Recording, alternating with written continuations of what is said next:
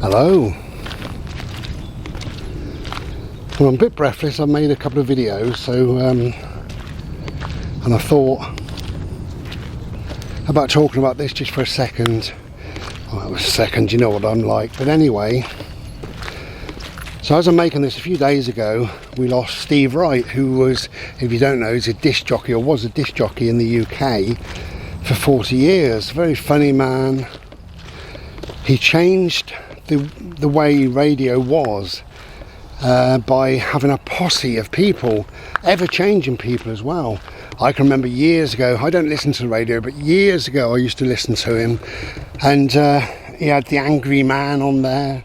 He had silly people that would phone up, just characters, and then, you know, they swapped them out for the old woman, and he used to do silly quizzes, and it went on and on. But a great man, really loved his music, and gave his life over to radio, and I think it'd be sorely missed, bless him. As I don't listen to radio, so I haven't heard him for years, but in a couple of jobs that I had over the years, he's been in my life all my life, that's the thing, but a couple of jobs I had, the radio was on Radio 2, and it'd be Steve Wright in the afternoon, you know, and yeah, I used to laugh away, chuckle away at his nonsense. Nice man.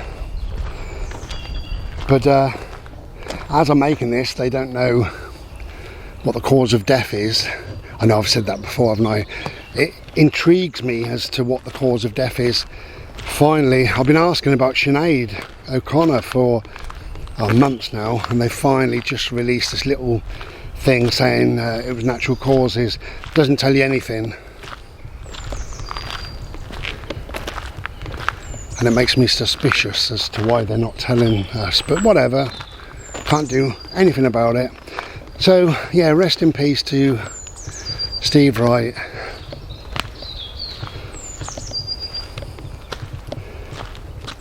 It's the most difficult and the saddest part of life, isn't it? Saying goodbye to people, or goodbye to our furry friends.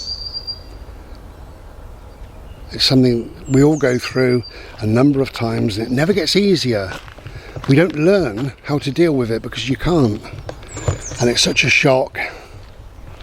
And every one, or every beautiful furry animal that goes, it cuts you up deep. It's very raw, hurts like hell, and you never think you're going to get over it. You do. Well, not get over it, that's the wrong phraseology, wrong terminology. You don't get over things. I think things become easier, more manageable.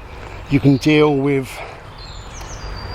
talking about somebody's death. You know, when my mum first died, I couldn't have spoken about her in any way. I was too upset. You know, but now I can say, you know, next year, on the 4th of Feb, my mum will have been gone for 10 years. 10 years already, incredible. So we're hoping to have a bit of a family get together around the 25th of Jan, because that would have been her birthday. And she would be, I thought it was 90, that's why I arranged it for next year, but she would have actually been 91. I got me years wrong. So she's 90 now, or would be 90 now. But I wrote a poem recently, and a couple of words I put in it was, if I can remember them, I was writing about memories, different memories and stuff, and I said one of the most difficult memories is when somebody in your life has given you a whole load of memories. The saddest thing is when they become a memory. And we do, we all become a memory at some stage, and sadly we also become forgotten. They reckon it's kind of 2 generations. Come on, bird. Thank you. 2 generations, and then you're forgotten. Unless you've done, you know, unless you're Elvis Presley or, you know, Marilyn Monroe or somebody. I'm not. So I would just be forgotten very quickly. And that's how things are. But you know, we don't need to be remembered. What we need to do is do some good now while we're here, and spread some positive energy, some love, some respect. And if we can make somebody's life a little bit happier now, come on, bird, because we can't do it at some later stage when we're not here. We can do it now. So the important thing is what we do now, and then when it's our time to shuffle off, that's exactly what we do. And I know talking about this is a bit, I know people say, oh, it's a bit melancholy, Brian, shouldn't really talk about that. And this is some of the problems that we've got, is the fact that we don't deal with death very well, and we don't talk about death. And we tend to suffer very much alone. You know, I've been there several times, same as most people, and you know, eventually somebody will phone up and say, how are you? And you'll say, yeah, I'm fine, thanks. You're not, you're far from fine. But you know what, you don't want to burden them. You just think, I'm better alone, really. Because all the times I've ever mentioned death in these videos or in life, people say, oh, we don't want to talk about that. So we don't talk about it, so we don't deal with it. So there is no comprehension or understanding or acceptance of whatever death is or isn't. Shut up, Bri. I know, I can hear you. Alright, I will shut up. It was only a quick video, but rest in peace to Steve Wright. And if you've recently lost someone, or one of your lovely fur babies, I honestly think losing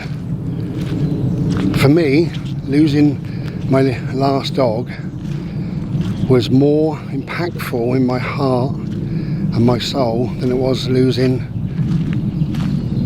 it's terrible, fancy saying this, it was, I think it's more impactful than losing a human being, to a degree. You know, you miss the dog on a different level than you miss the human being, but they're no less of a person, are they, the dog? I know people say they're not a person, I think they are. I really do. How can this little boy, look at him, how can he not be a person? Good morning, Mr. Birds. Are you okay today? Hello. I love you. Yes, I do. I know, I do. I love you. Okay, we're going to leave you in peace. Try and spread some love and positivity, but also nothing is taboo. If you feel that you want to talk about death, or how can you arrange your funeral if you don't talk about death? How can you write a will if you don't talk about death? How can you let others know your wishes for when that time comes if you don't talk about it? What, we all going to dream it, are we? Take care then, be well.